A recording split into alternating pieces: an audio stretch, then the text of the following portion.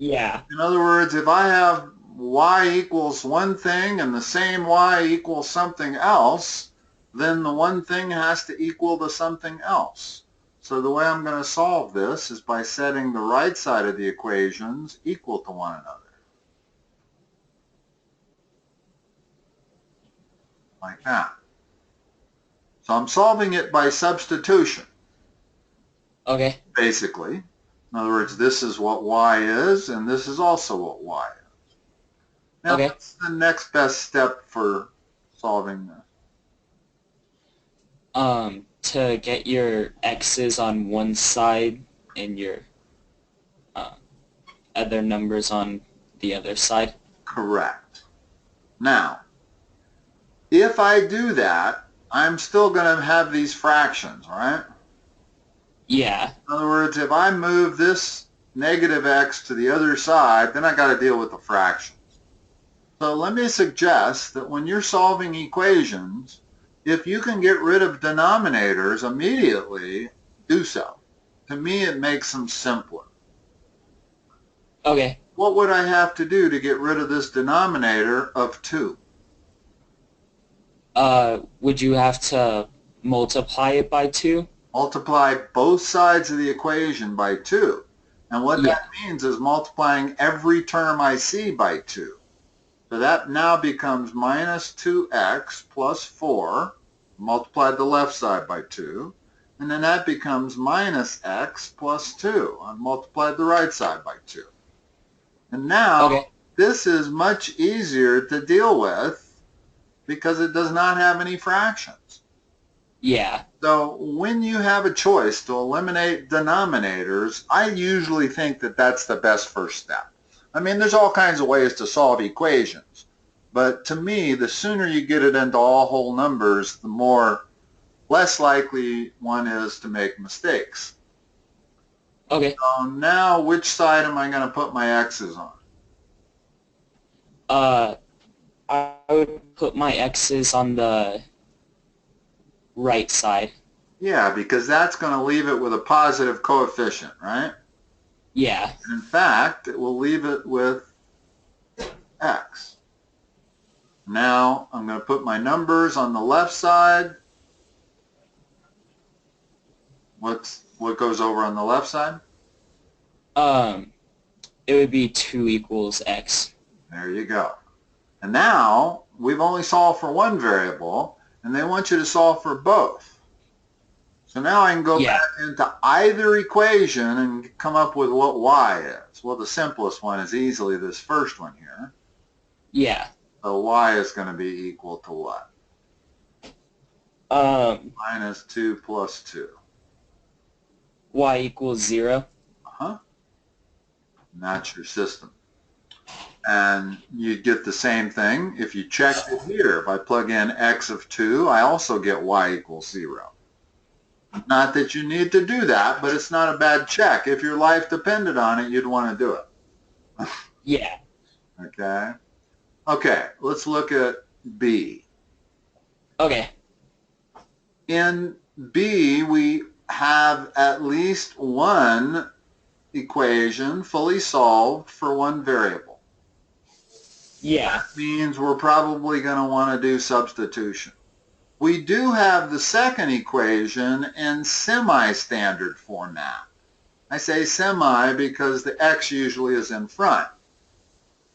Yeah.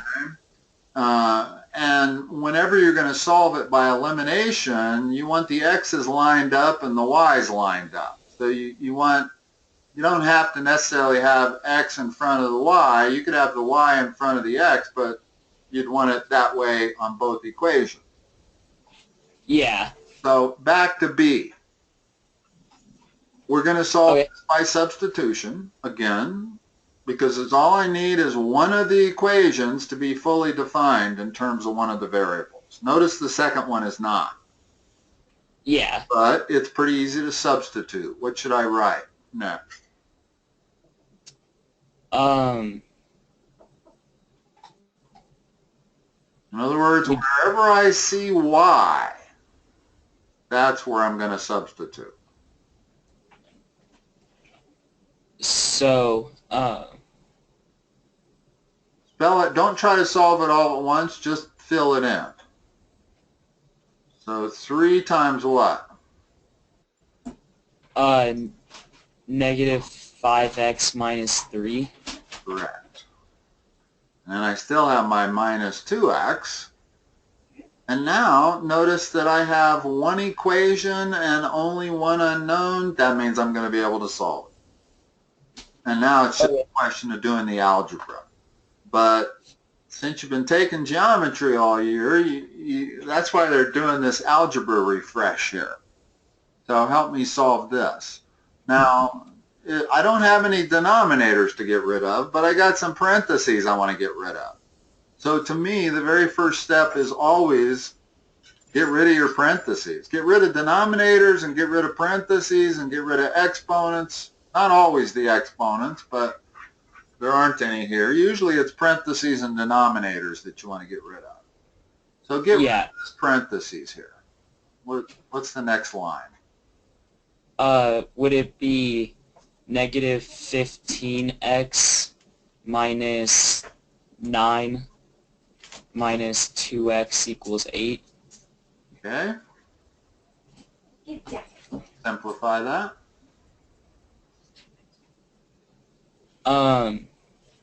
Negative 13x minus 9, or negative.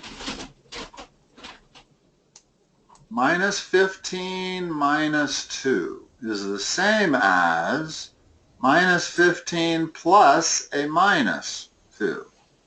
So that's minus 17. Yeah. Now, in this case, I'm not going to move that to the other side just to get it positive, because my x's are already on one side. Yeah. So I'm going to leave them there. It's not that I can't deal with a negative exponent. It's just that if I have a choice of two directions and one leads to a positive exponent, I'm going in that direction. But that would involve an extra step here. And my numbers need to go on the right side. What goes over here? Negative 17x equals 17. So x equals minus 1. And then you go back into your function where y was fully defined, substitute minus 1 for x, and you get what? You would get y equals minus 5 minus 3. Hold on, substitute minus 1 for x. And do it like this. Don't try to do that in your head. Do it like this. Minus 5, and then in parentheses put minus 1. Now you won't make the mistake you made. What's minus 5 times minus 1? Positive 5.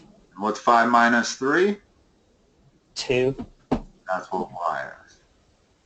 So x was minus 1, y was positive 2. Here's your two solutions. Okay? All right, Okay, and if we wanted to check, I could plug them both into here. Well, that gives me 6 minus a minus 2, or 6 plus 2 equals 8. So both solutions satisfy that second equation also. But the only reason I did that was to just check, make sure I had it right. Yeah. Now, let's look at 3. It's kind of, or C. It's kind of unfortunate they did this to you, because they didn't give us a chance to solve one by elimination. If I try to solve this by elimination, in other words, if I don't see anything terribly funky about it, which I actually do see, but let's say I didn't spot that, how would I solve it by elimination?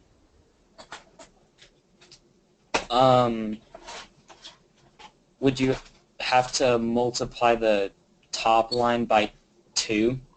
Okay. Since addition is easier than subtraction, I'm going to multiply the top line by minus 2. Okay. You see why? Yeah. because now I can add these equations and eliminate a variable.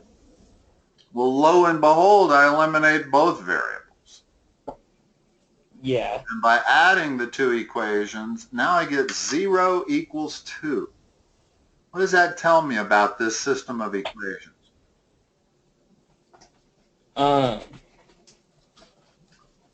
No solution. Yeah. Okay? Let's talk about that. There's three kinds of solutions. There's the solutions we got with A and B, where we ended up with a real solution for X and Y on both of them. C is no solution because we got one number equal to a different number. We got 0 equals 2, which is impossible. So when you get something that's impossible, it means no solution. Okay. Now, let's talk about the third possibility. If I give you an equation like this, just that part of it, I've got one equation and two variables. That, by definition, is going to be an infinite number of solutions. Notice that x could be 1, y could be 6, or x could be 0, y could be 7, or x could be minus 1, y could be 8, so forth and so on. You can see that there are literally an infinite number of solutions. Yeah. Now, if I do this and try to tell you that at the same time x plus y is equal to 8, well, that can't be. If x plus y is equal to 7, then it can't be equal to 8 also. So Yeah. I know that if I give you these two equations, you're going to subtract one from the other and you're going to get 0 equals 1. So this is a no solution type problem. Okay? Yeah. Now, they gave you a second equation, but it was not consistent with this. The second equation they gave you was the left side was just a multiple of 2 of this left side. But the right side was not a multiple of 2. If the right side would have been 8, well, then if I try to solve it by elimination, I get 0 equals 0. And what that means is you have an infinite number of solutions. So when you get 0 equals 0, it's an infinite number. When you get 0 equals another number, it's no solution. And if you're able to eliminate precisely one variable and solve for the other one, then you're going to end up with a regular solution. Okay. Okay. Let me give you one where we could solve it by elimination, just to make sure we do one. Okay.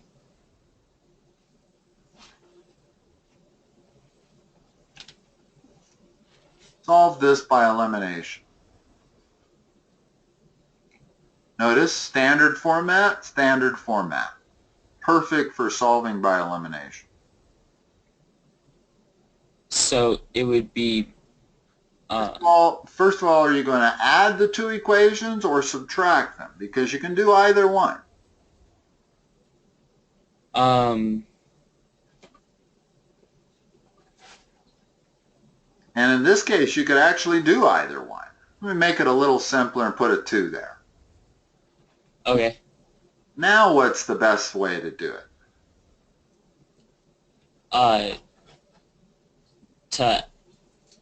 Say it, add them. Add them. In other words, before I wrote the 2 in there, when I had it like this, I actually could have done either. If I add the two equations, I'm going to eliminate y, but if I subtract the two equations, I'm going to eliminate x. And it doesn't matter which variable you solve for first, okay? But with the 2 in there, now I can't eliminate x without doing more math.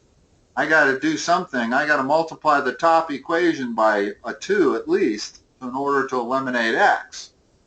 But I don't have to do anything to eliminate y other than add these two equations. What do you get when you add them? 2x equals Well, 50. this problem here, x plus 2x is what? 3x. Okay. Remember, there's always that 1 there. Yeah. So it's 1x plus 2x. And there's no y variable. I'm adding those two because if I'm going to add the equations, I got to add the full left side together and the full right side. And now that gives me my x solution. And now, which equation are you going to go into to solve for y? The second. The simplest. To me, the top one is simpler than the bottom one, even though I can see why you want to go into the bottom one, because it's already got that plus y. Oh. It doesn't matter. I still think you're always better off going into the simpler equation to solve for y. And if I substitute 5, I end up with, in other words, if I substitute my solution for x, I get 5 minus y equals 5. Now I can take the y on the other side and the 5 on that side, and I get 0 equals y. Okay? Okay. And I get 0 regardless of which equation I go into. It's almost easier to use the second one. But the determining factor for me is the size of the numbers. This is a 5 instead of a 10, and it's a 1 instead of a 2. So that's why I would use the simpler one to solve for the other variable. Yeah. Okay? So that's a typical way to solve by elimination. Now, let me change it just slightly. I don't want to take up our whole session with making up these problems. Do you have other problems? Did you send me more than this one? Yeah. There's one, two, three. There's 5 more. Okay. That Let's take a look at them, but I just want to go through this one more time. Okay, yeah. With a slightly change of it. In other words, I gave you two equations that you didn't have to do anything in order to eliminate a variable. You could just add them straight away, right? Yeah. Well, what if it was something like this?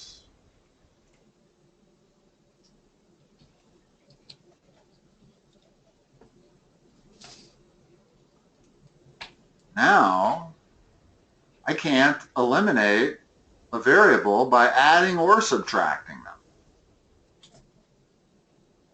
So what would I do here? You would have to multiply the top line by 2. Depends on which variable we're going to eliminate. I'm going to have to either multiply the top variable or the top equation by 2 and the bottom one by 3. Then I'll have 6x in both spots. Yeah. And I could subtract the two equations to eliminate x. But always try to work it to addition if you can. Addition is less prone for mistakes. So let's multiply the top one by 3, both sides. Don't forget to always multiply both sides. And the bottom one by 2. Okay. Notice that's going to give me a minus 6y here and a plus 6y there. Yeah.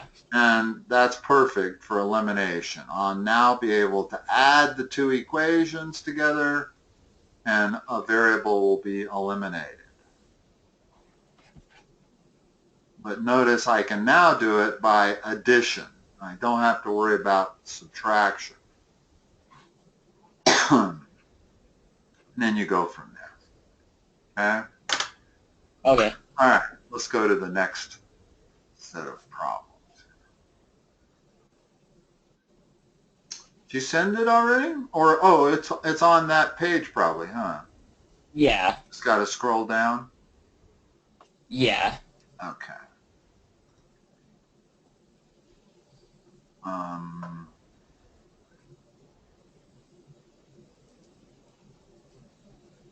or scroll up.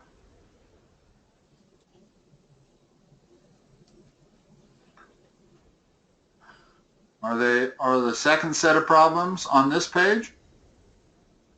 Uh, yeah, I think I sent it as two different pictures, Oh. but like it's in the same email. I see it now. I got you. Okay, yeah. Now, I think I can yeah, I can actually get access to the zoom features here. The only thing it doesn't allow me to do much is move the thing around. But I don't need to, I don't think. All right. So 14. What's the equation that determines the sum of the interior angles? Just tell me that. Uh, is it the n minus 2 times 180? Yes. And so the way you solve this is n minus 2 times 180 equals the sum they gave you, 2160. And then you solve that equation. It's going to be the best first step to solve this equation.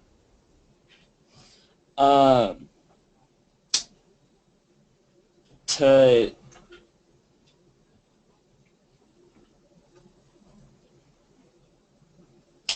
to multiply n minus 2 to Okay. 1. I can see why you would want to do that. That's what most people would do. But it actually is a little better if I divide both sides by 180. Only because I keep my numbers smaller. You always want to keep your numbers smaller. In other words, notice that if I do distribute this, I get 180n minus 360 equals 2160. Okay? Then I got to add 360 to that, so I get 2520 equals 180n. Now, as opposed to if I divided that immediately by 180, notice I still got to divide. If I do it the first way, I've got to figure out what that is. Whereas if I do it my way, I got to figure out what that is, and that's actually easier because it's a smaller numerator. And then once I get that, I'm going to have to add 2, but I will have eliminated the 180. Yeah. And so this number must be 12, and then I add 2 to get 14. Yeah. In other words, I'm pretty sure you knew how to do this. I just wanted to go through the algebra with you. Yeah. What's the sum of the exterior angles of a dodecagon?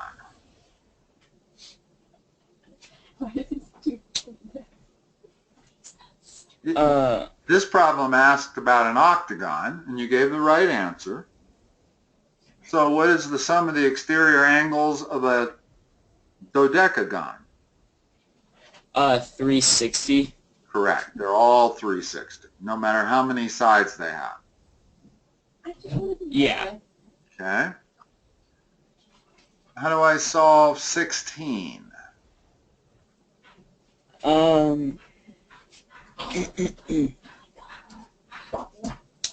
Would you add all of the numbers together and set it equal to 360? Correct. Because it's a quadrilateral, you know the sum of the angles has to be 360. And they're giving you all the angles as a function of x, so there's only one variable. In other words, had one of these been given to you as y, then I can't solve it. But as long as everyone was given to you in terms of x, then it's just a matter of adding those 4 things together equals 360 and solving that equation. Should we go on, make sure we get all of them? Is 20 the last one? Yeah. Okay. I think the most important thing here is to make sure we get these set up right. Or do you want to go through and get a numerical answer? Would you feel more comfortable doing that? We probably have time to do both. I would start with like going through all of them and then like going back and Okay, let's do that. I like that idea also. So for 17,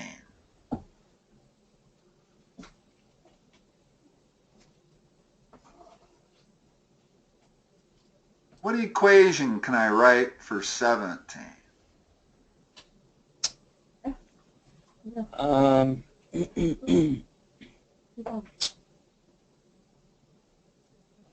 a couple of ways I can do 17.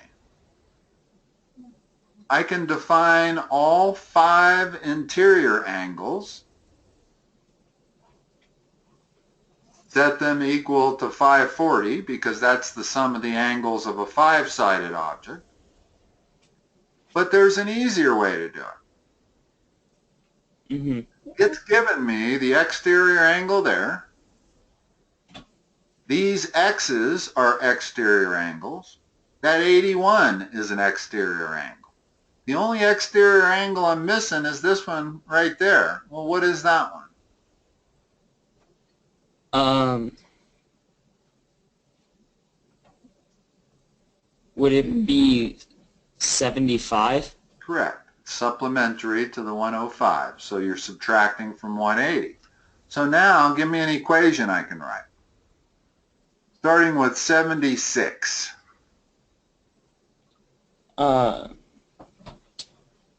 76 plus 75 plus 81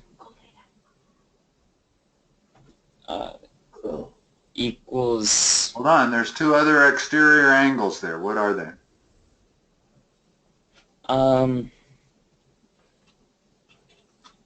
That one is what?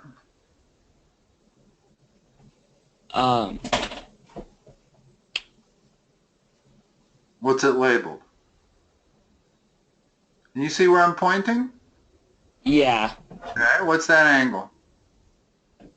Is it X. We don't mind having a variable. As long as we only got one variable, we'll be able to solve for it. So that one's X. And there's 1/5 exterior angle over here on the left. That one's also X. And what do I know about the sum of all 5 exterior angles? They should equal 360. That to me is the easier way to do this problem, because I already know that the exterior angles are equal to 360, whereas I got to do some math to come up with the sum of the interior angles are. In other words, I got to apply that n minus 2 times 180 to come up with the 540. And then I also have to find the supplementary angle to 76. I have to call this one 180 minus x. I have to find the supplementary angle to 81, and I'd have to call this one 180 minus x. So I would have a far more complicated equation if I did it using the inside angles. And the mere fact that they put the variable x as an exterior angle should be a clue that that's the way we want to do it, is we want to use the fact that exterior angles are all equal to 360. Okay. And the only one we have to figure out is this one. In other words, that's the only one they didn't label as anything. Well, we know it's supplementary, so that has to be 75. All right. Let's look at number 18. Okay. Let's see. We'll leave that as 17, and then we'll come back and put answers on it if we have time. Yeah. So what's that middle line called? The mid segment? Yes. And what do we know? The reason it's a mid segment is because it bisects both sides. Anytime the middle line bisects this side and this side, then it's a mid-segment line. Okay? Now, Okay. assuming that this is a trapezoid, Mm-hmm. and they should have put some parallel lines up here. Yeah. Indicate the top was parallel to the bottom. But perhaps even if it's not. In other words, what if we had a figure that was like this, and it wasn't actually a trapezoid, but it still had a mid-segment line? I believe that the same principle is going to hold true. In other words, this mid-segment, the length of that line, even though I don't think it would be called a mid-segment line, but it might be here, but we know it's going to be half, or the average, of the top base and the bottom base. Yeah. And the way you get the average of the top base and the bottom base is by adding them together and dividing by 2. Yeah. Okay? So let's do that, and I don't think we need it to be a trapezoid. I think that even if those top and bottom are not parallel, that this still holds. And that's why they didn't tell us that it was a trapezoid. So what's my equation? Would it be 11r plus 4 plus 3r equals 6r plus 5 over 2? Other way around.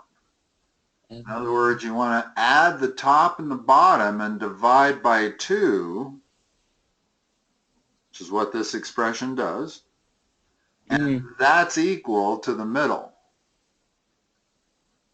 In other words, always know that the middle has to be less than the bottom, right? Yeah. So I can't add the top and the bottom and then multiply the middle by 2. Okay, yes you can. Sorry. Conceptually it's a little different, but I guess algebraically it works out the same, doesn't it? Because now the next step you're going to do is to multiply both sides by 2, which gives you where you wanted to start. You wanted to start with this line, and I took you back one step. I have no problem starting with that line. Although, by definition, since the middle is equal to the top plus the bottom divided by 2, I tend to prefer to start there. Because that's exactly what I said. In other words, this thing is the top plus the bottom divided by 2.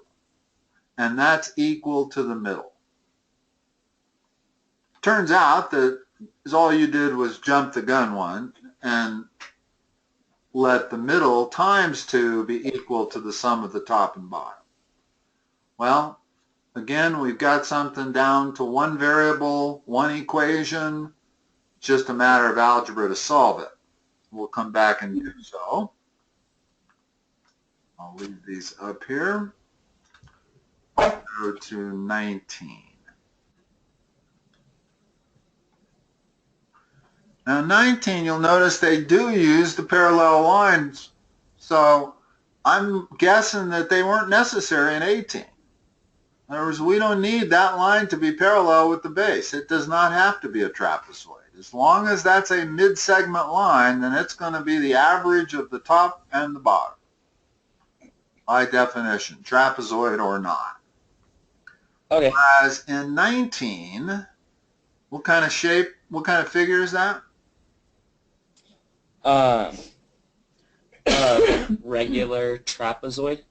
Or 19, I've got two sides opposite and parallel. Those two sides are opposite and parallel. That's the definition of a parallelogram. In other words, when you have all sides are parallel to something, that's why they call it a parallelogram. Okay? Yeah. Now, it also, because it's a parallelogram, in other words, you cannot draw a quadrilateral with opposite sides being parallel without it being a parallelogram. And the fact that it's a parallelogram means also that those opposite sides are what? Congruent. Correct. So give me a couple of equations here. What's one equation going to be? 2m plus 4 equals 12. Correct. I know you can solve that. What's the other equation going to be? 2n equals 14. I know you can solve that. And that gives you two separate answers for m and n. Okay, let's go down to 20.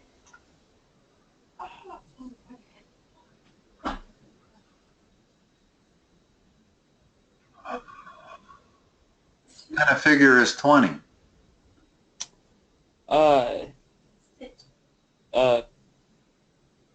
Parallelogram. Yes. It's also something else. Is it a rhombus or a kite? It's a rhombus. It's not a kite. Okay. A rhombus, the definition of a rhombus is 4 equal sides. And we can tell by these hash marks that equal, equal, equal, equal. So immediately, without even seeing the fact that the opposite sides are parallel, I know it's a rhombus with just those hash marks. And it turns out that all rhombuses also have opposite sides that are parallel. In other words, rhombuses are parallelograms by definition, just like a rectangle is a parallelogram. Yeah. It's correct to call a rectangle a parallelogram. It's not correct to call a parallelogram necessarily a rectangle, because obviously this parallelogram is not a rectangle. So not all parallelograms are rectangles, but all rectangles are parallelograms. Okay, well, it's kind of similar with rhombuses. A rhombus happens to also be a parallelogram. Yeah. Now,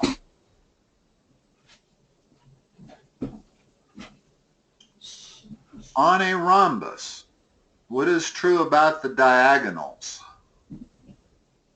They bisect each other. Yeah, and all you have to do is really look at this figure. There's no way they could draw it incorrectly so that it wouldn't look like that. And it looks such a perfect bisect that it's not hard to memorize that. Yeah. Okay, so what are the two equations? 3s equals 18. And then would it be s plus t plus 3t equals 18? no. In other words, both diagonals bisect each other. Unlike a kite, incidentally. With a kite, only one diagonal bisects the other. But with a rhombus, they both bisect each other, as they do with a rectangle. So if they both bisect each other, then s plus t is equal to what?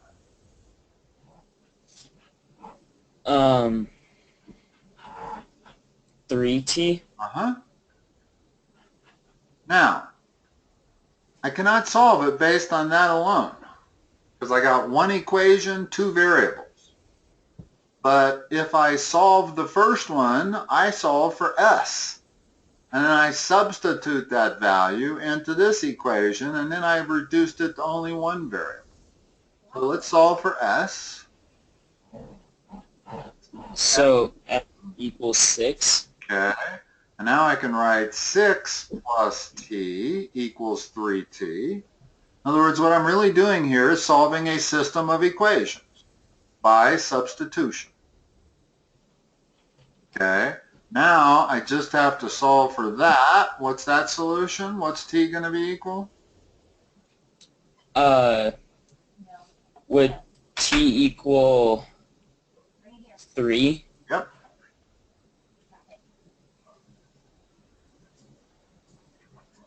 You know what I would think? I think would help you, Connor, Huh. is if you tell me that t is equal to 3, rather than ask me, would t be equal to 3? Okay. Sounds like a very subtle difference, but psychologically it's going to make a world of difference. Because Okay. in one case, you're confident. You know t is equal to 3. Tell me it's equal to 3. In the other question, there's always that little bit of doubt when you say, is t equal to 3? Now, Yeah. I understand the reason for it. You're not the only student I've ever had that does that. But I generally try to talk everybody into being more confident with their knowledge. You know this stuff. You haven't missed one yet. Okay? So know that you know it. And know that you can tell me the answer. If you're wrong, so what? I'll correct you. Big deal. Okay. But, you don't have to feel bad about telling me that t equals 3, and then, okay, well, here's a mistake. It's actually equal to 4. That's no problem for me. I don't look poorly on you or anything. I would rather see, though, the confidence that you know it go up. Okay. Okay? So we've solved for s and t on 20. Let's just go backwards here. What's All right. n equal to? M is equal to 4. Okay. What is n equal to? N is equal to 7. Okay.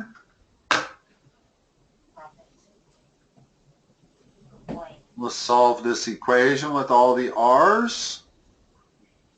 In fact, here, let me erase 19 so we'll have a little bit of room to work.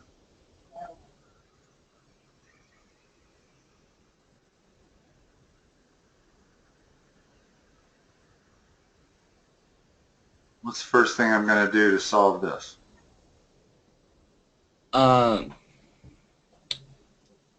Would you multiply 6r plus 5 times 2? Correct. So read me the next line. 11r plus 4 plus 3r equals 12r plus 10. Correct. Notice that I didn't try to do more than one thing there. Because all I did was distribute the 2. I didn't at the same time try to combine the r's on the left or anything else. Whenever you try to do multiple steps in once, you're just asking for mistakes. Now I can do it. What's the next line? The next line would be 14r equals 12r plus 6. Good. And what's the next line? 2r equals 6. And the final answer? R equals 3. Okay. Now, this was problem 18. R is all we had to solve for. Yeah. Okay. Let's go up to 17 and solve that one. Let me erase 18. So we have room to work. Okay, tell me the next line. The next line would be... Calculator. If you have a calculator in front of you and you want to add those 3 numbers up, Yeah. now's the time to use a calculator. So 232 plus x plus x. You can go ahead and add the x's together. So just plus Plus 2. x. Uh-huh. Now, sometimes it's not bad to do 2 steps in one. It just all depends on the nature of the difficulty of it. In other words, I know that adding those 3 numbers together is going to produce a number like that, and I know adding those together is going to produce that, so I might as well do it at one step. Yeah. Now what? Then it would be 2x equals 128. And then it'd be x equals 64. good. And now let's go to 16. And my equation on 16 is this. And I could use parentheses here if I wanted to, but I don't have a need to do it. In other words, I'm not subtracting any angles from one another. Okay? And the fact of the matter is that if I use parentheses, it doesn't accomplish anything. Yeah. If I now remove the parentheses, everything stays the same. So I don't need to use them in the first place. The only time you want to use parentheses is if like that was a minus sign instead of a plus sign. If you have some sort of an equation where subtraction is going on, then you want to use parentheses because it will make a difference. But as long as addition is all that's happening, it will make a difference. And this minus 5 is part of that angle. So had I used parentheses, when I remove them, I'm still left with minus 5. Okay? Yeah. What's this all equal to? It all equals 360. Okay, what's the next line? 12x Go ahead and plus, combine all the numbers on the left side also. I find that that's the easiest thing to do. and then so 12x plus 3 equals 360. Yeah. And then 12x equals 369. 357. Or 3, yeah, so. I'm subtracting 3. Yeah. And then x, it's weird they give you one that has such a decimal answer to it. Yeah, so x equals 29.75. Yeah, okay. 29 3/4. And make sure I wrote everything right. That's 6x plus 1, 3x minus 5, x plus 7, and 2x. Yeah, all right. And then I got 10, no, I got 12x. I got 8 minus 5 is 3. Yeah, no, I guess that's right. There's nothing that says x has to be an integer. Yeah. It just means this angle is 29 3/4 plus 7. Yeah. And that's the other thing. In other words, in this problem, they only wanted you to solve for x. But sometimes they would say, what is this angle? What's the upper left angle? Well, then you have to take your solution, plug it in to figure out what that angle is. You'll notice it's a little weird. Yeah. That's almost 150 degrees. Mm-hmm. Does it look 150 degrees? Not even close. It looks closer to a 90-degree angle. Yeah. But that doesn't mean we made a mistake. Because all it means is that they didn't draw it to scale. Yeah.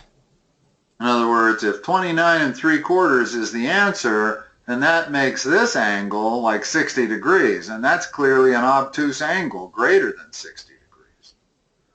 So this one's much, yeah, they really did not draw this figure to scale at all. Yeah, no. Okay, I mean, you don't need it to scale because it all comes down to solving an algebraic equation. It doesn't come down to figuring anything out by looking at it. Yeah. On 17, the only thing you have to be careful about when you're working with exterior angles is make sure that you work with all exterior angles. In other words, that's an exterior angle. That's an exterior angle. But now if I were to draw that line that way, that is not an exterior angle. Yeah. The exterior angle, the way you want to do exterior angles is to make sure you go the same orientation around the whole figure. In other words, if Yeah. I'm extending the base, I'm going to do it, and then I'm extending the right side, and now I'm going to extend the top. Whoops, my program again. In other words, now that's an exterior angle. And then I'm going to take this line and extend it, and that's my fourth exterior angle. Yeah. Make sure that when you're doing exterior angles that they're all the same orientation, which notice on this pentagon they were.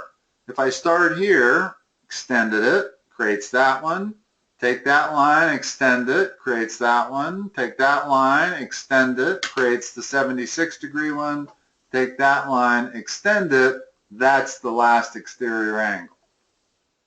Yeah. That's the one you have to figure out, and we did. It was 75. But it can be a little tricky sometimes, especially if they do this to you.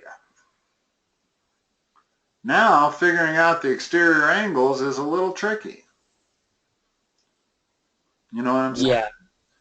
And just know that exterior angles, you go either clockwise or counterclockwise, but don't do a bunch of mixtures of them.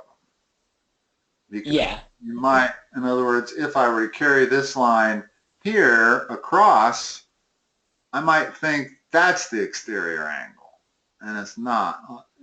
That, you know what? I don't think it matters now that I think about it.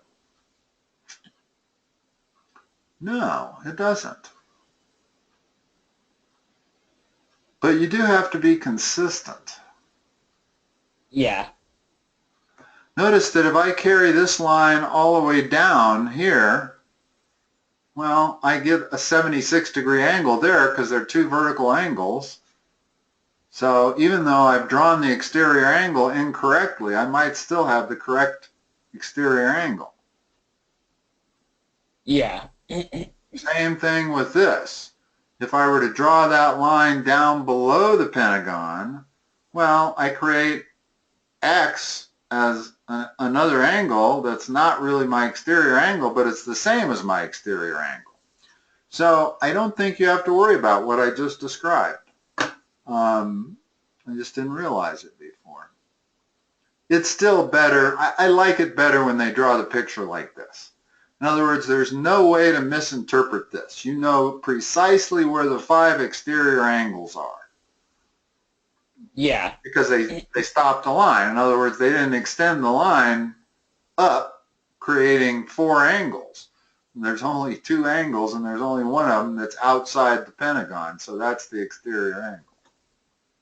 Yeah. All right, Connor, your final tomorrow? Yeah, it is. Well, good luck on it. Thank you. I think you'll do fine.